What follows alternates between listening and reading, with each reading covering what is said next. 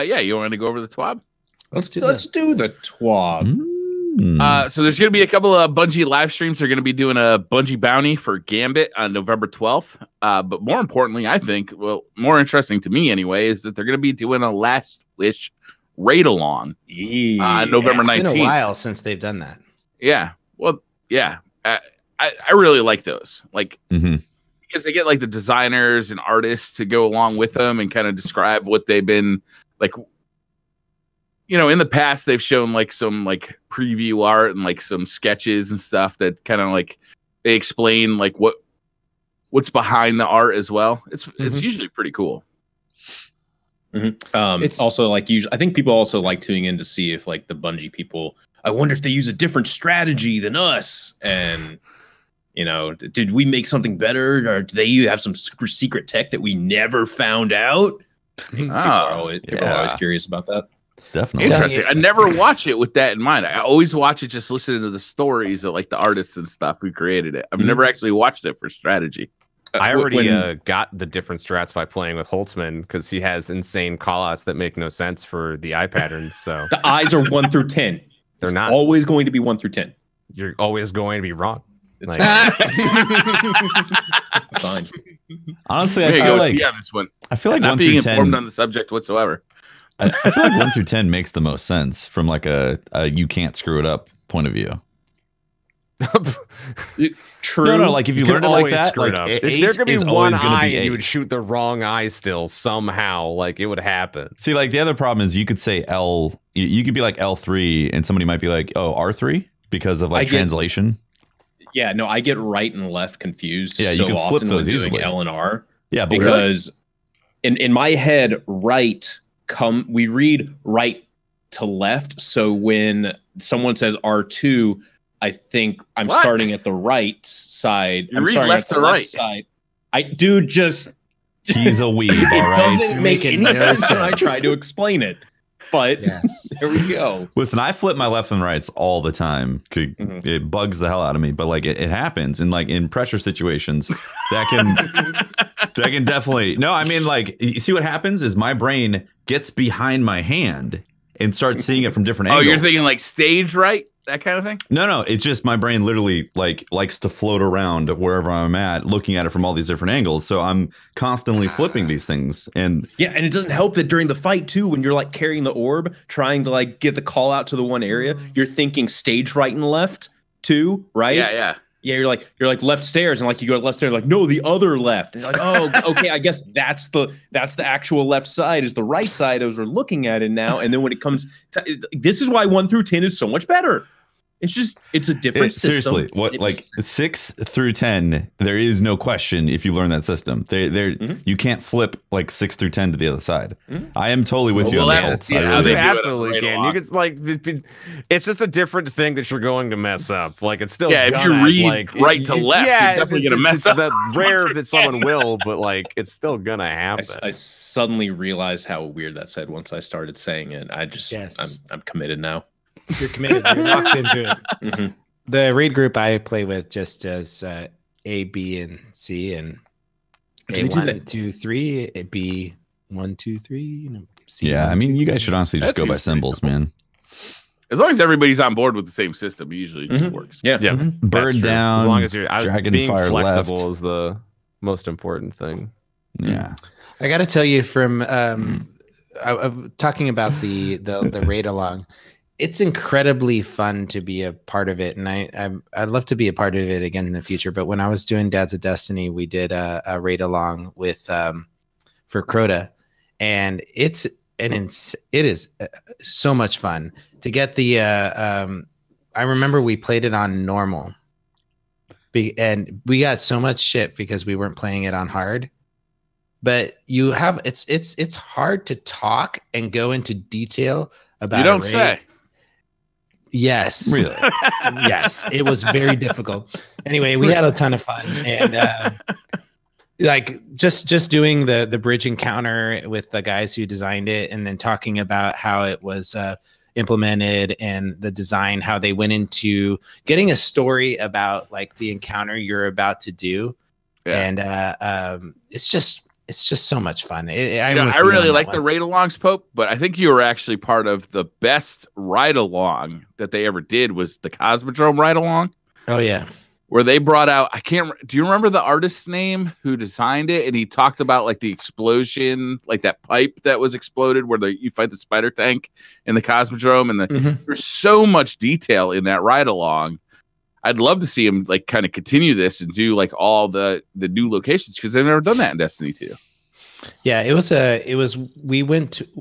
did it with Rob Adams, who is the destination lead for art, the art lead, so the world lead.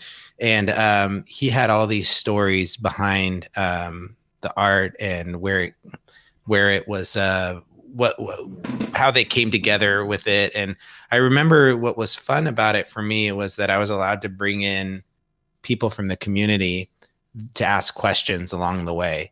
And I remember I had Dado drop in and different, I forget who else. I think did Briar just cut out? Oh. Thank God. You just came back. I was like, oh boy, here we go. Briar, you almost cut out, buddy.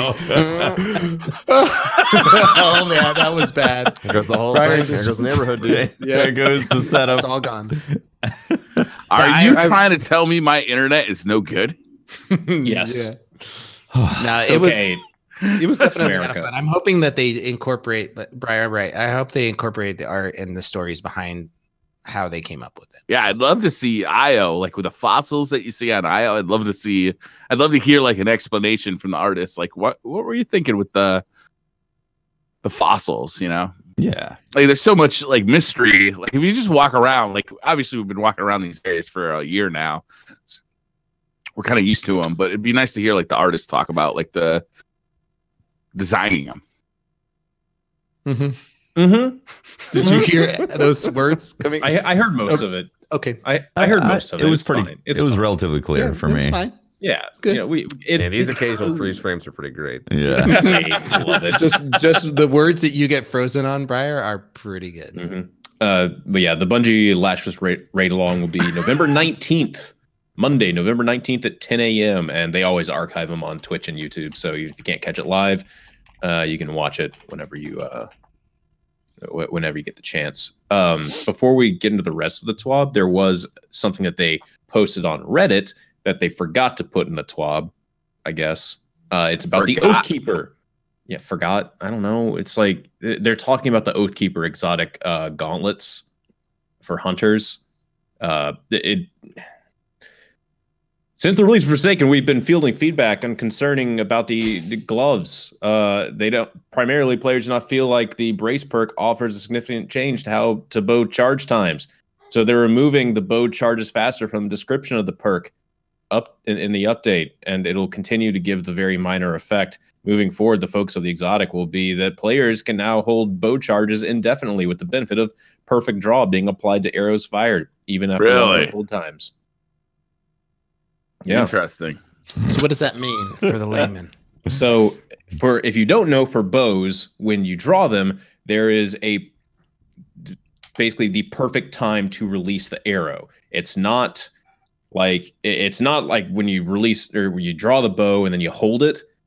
That's not how to get max damage. Max damage is like this really thin point in time when just after you've fully drawn the bow, you have a very small window to get max damage. It's like the audio cue where it's like, yeah, there's usually an audio and visual video or visual cue associated with it. It's very apparent on the Wish Ender if you have it. Yeah, there's a very apparent like fill of the bar and then you're good to go. So you're so excited about those. So gloves? what it's saying is that you don't have to release it at the perfect time. You don't have to time it for perfect release. You will be getting the max damage out of it.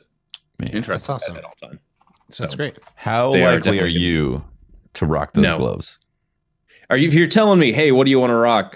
Things that'll up the bow damage by a very small amount, or fucking shards of Galanor? Naturally. Yeah. Shards of Galanor. Yeah. So maybe that's a little underwhelming. But I think if you are someone who doesn't care about shards of Galanor and you like bows, that's definitely. Why are you playing as a hunter? I got mine yesterday, so. Oh, you got the shards? I did. It was right before Oh, I hopped really? offline. Nice. It was great. And I was doing the last things on my hunter. I did my weekly crucible, and then, but bam. I'm still hunting them. I haven't put a lot of time in since the update, so like I can't complain just yet. But I have tried to get I've tried to get some exotics, and that's the one that I'm looking for, and it hasn't dropped for me yet. Yeah, I played all last week and didn't get a single exotic drop. It felt Really? kind of bad. Yeah, not a single one. There's people saying that they're dropping left and right. Yeah, TV no. flaunting how many exotics he's getting. Mm-hmm. And I yet feel like you the have drop none. But we all know TV feels is the the most same. toxic person in the community. So I mean, T-Von. I hear Jesus. some of the words Briar's saying. It's fine. It's good. What were you saying, Sam? I was just mentioning that I feel that the drop rate is, at least for me, empirically the same. But now, since that happening, I have gotten a Phoenix Protocol and I have gotten the shards. Nice. So that's been my luck. So now, after getting, I believe an actual amount is 7 or 8 colonies since Forsaken launched. Nice. I now am learning there's other exotics that come out of exotic drops. The which is exotic great. edge transit. Yes. Yeah. Love it. Dude, man, I would rather get Ed Transits all day versus getting another freaking colony. It just feels way worse to be like, oh, I finally got an exotic. Okay, great. Yeah, Colony again. that is pretty rough. Yeah. The frustration there is so real. For You me, know? it's the hard light. I just keep getting. Oh hard light. no. I get lovely hard lights left and right. I feel like it I'm would hard be, for hard lights. I feel like the blow could be softened if they like gave you a guaranteed masterwork cores dropped with it. Like here's 10 masterwork cores and a decrypts into an exotic you already have or something, or enhancement cores, whatever it's called now. Mhm. That could soften it for sure. Yeah, so you'd be like, oh well, at least I got some cores to work with. But instead, it's like here's a gun that you're going to dismantle, and it's not really going to be much of anything for you. It's funny how I was my son he wasn't feeling well. He said, "Dad, can I stay at home?" And I said, you know, he's young, so I said, "Yes, you can stay at home, but I want you to check in with that you have this nanny cam that you can check in." And Also, you have to play Destiny on my account, right? I didn't give him that caveat. And so like within 10 minutes of me leaving, he's playing, right? Of course.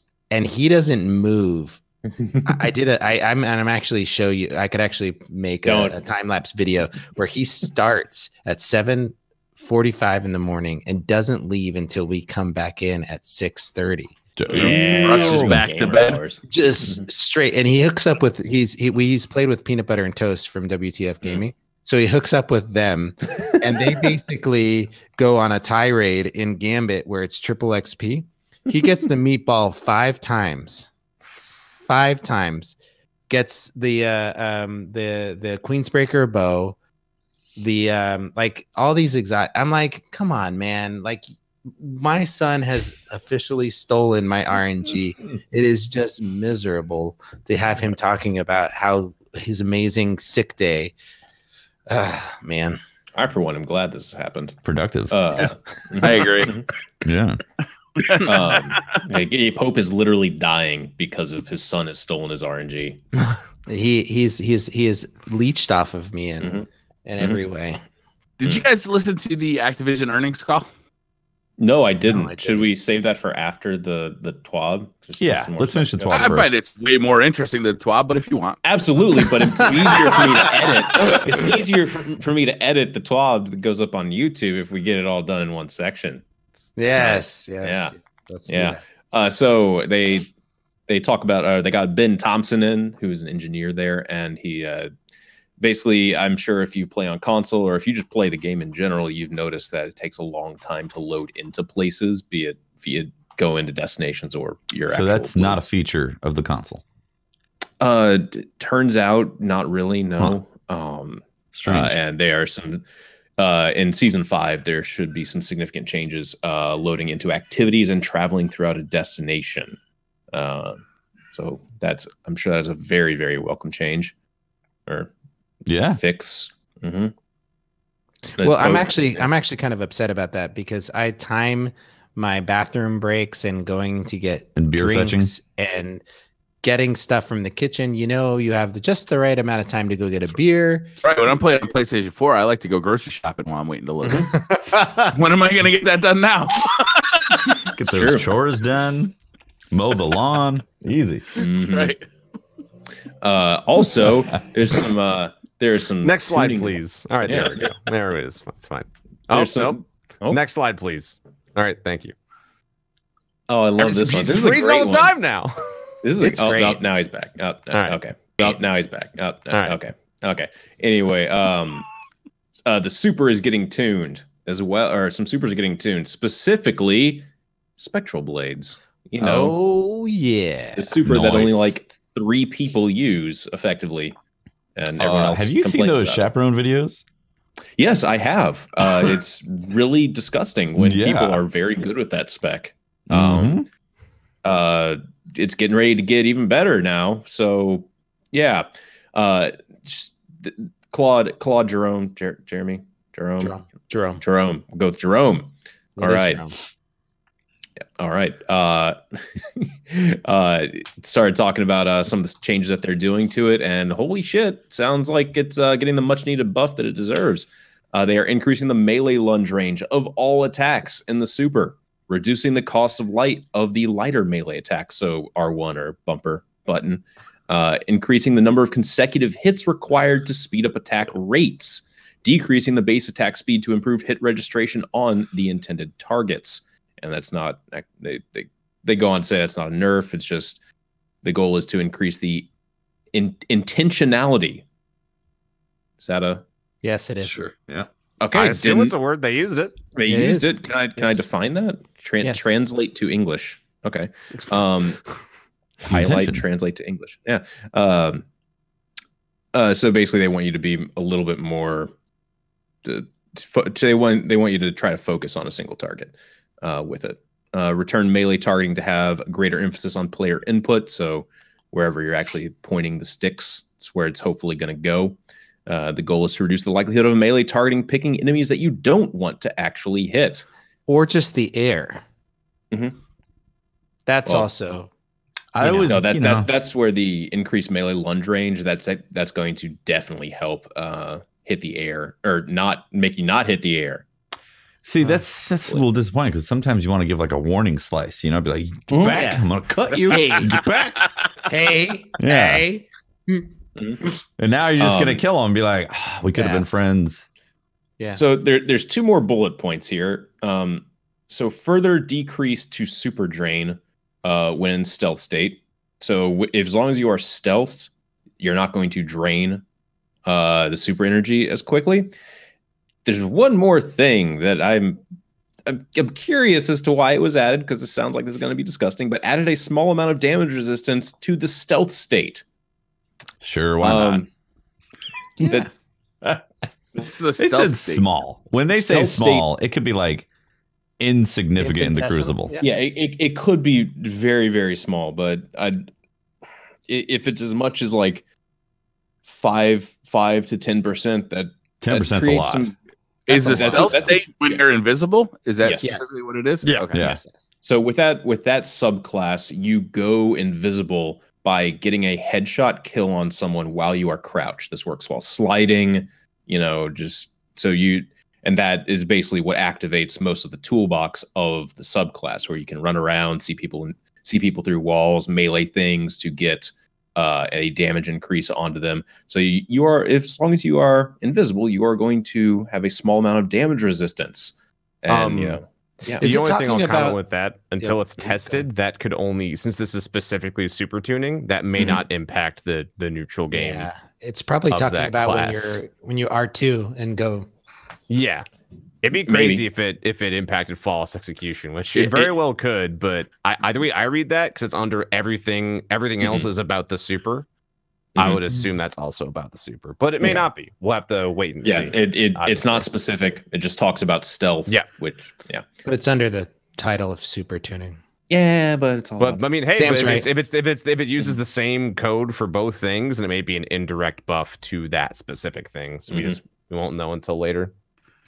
And they're also they are retuning the energy cost of deactivating Chaos Reach early. This is for the new Arc Warlock. I'm sure if you have used that subclass, you have probably noticed that you can deactivate the super. And it was advertised as, hey, if you deactivate the super while you're still casting it, you'll get some energy back.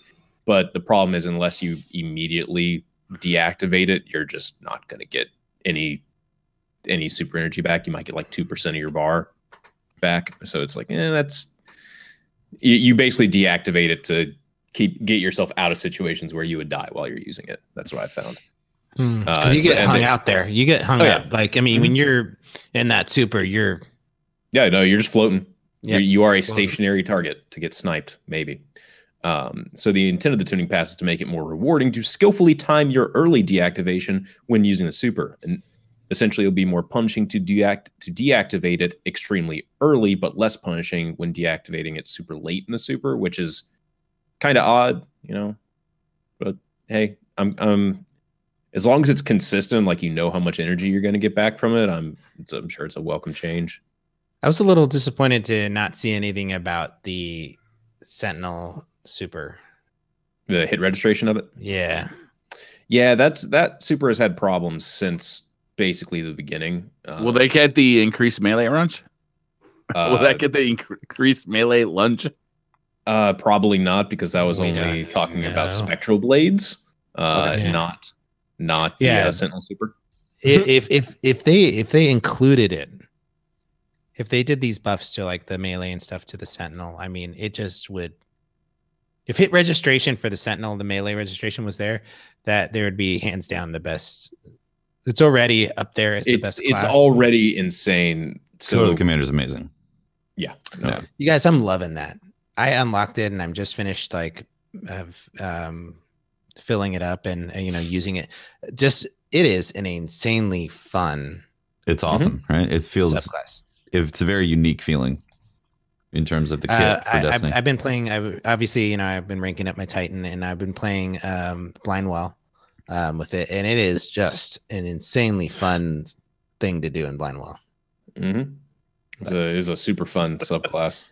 In PvP, Pope, what I'd recommend is trying to time the second part of the melee attack while in super to hit, because like the first one is really inconsistent.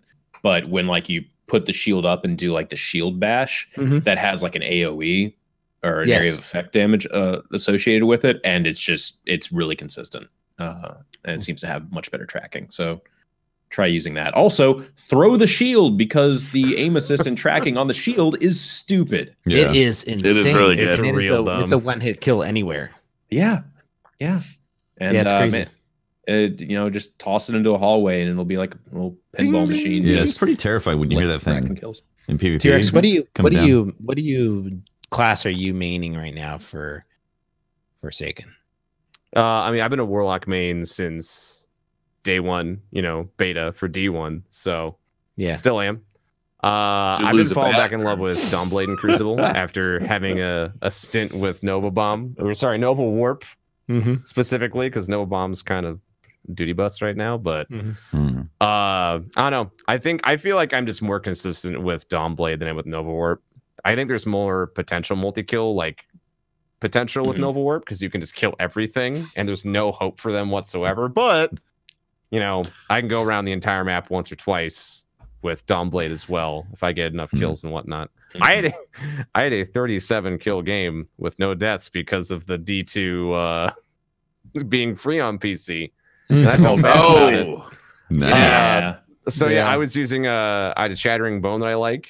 I had an energy weapon that had no ammo the whole time, so it doesn't matter that I had it. And then I had my 1,000 Voices, and they didn't know what 1,000 Voices did, so I got to use that to the fullest extent of. Sure. Speaking of being invested, in season 4, Iron Banner's coming next week on 13th. We're still in the middle of TWaB, aren't we?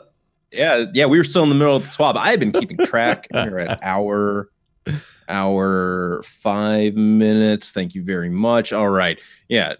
Iron Banner is coming back. This is going to be the last chance to earn any Iron Banner triumphs associated with season 4. So Cool. Get that shit done. You know, I don't know what else. Some triumphs has also been. Is there anything seasonal worth requirements? An Iron Banner? Well, is there anything worth an Iron Banner this season? Claw of the Wolf pulse rifle is really good, in my opinion. That's I feel like that's a chase item. Also, Bite of the Fox sniper rifle, if you need a good kinetic, high impact kinetic one, is good for PvP. Opening shot, and you can get a snapshot opening shot roll, which is pretty solid. If Does you opening shot reset every time you ADS? No. Is it always the first bullet in the magazine? You have to reload or I think swap weapons to get it to trigger. That still helps though. Swap weapons ADS with snapshot on there. That'd be cool. Yeah. I can't remember about the swap weapon. I think it's swapping weapons does it too. Also let's see. You have until November 27th. End of the season. End of the season to finish up your Luna's Howler Not Forgotten grind. They're not going away, but if you're on a part of the quest where it's like, hey, get to this rank, you're still going to be on that part of the quest, but your rank's going to reset. So you're going to have to regrind that back up.